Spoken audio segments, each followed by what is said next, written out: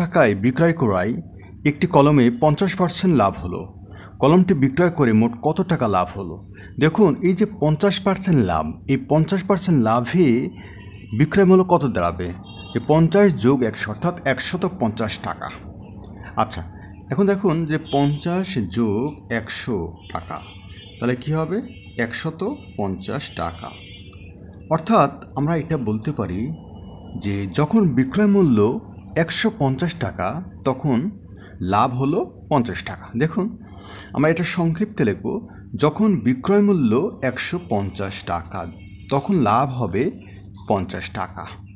ঠিক আছে? এখন যখন বিক্রয় মূল্য 1 টাকা হবে তখন লাভ একটু কম হবে, কম মানে ভাগ।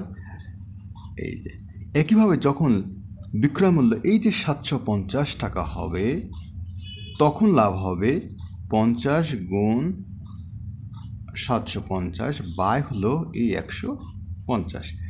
এই 50 দিয়ে যদি 150কে ভাগ করি কত পাবো? 3। আর এই 3 দ্বারা 3কে ভাগ করি 1, আর 3 দ্বারা 750কে ভাগ করলে পাবো হচ্ছে 250। তাই আমাদের অ্যান্সার হবে কত? 250।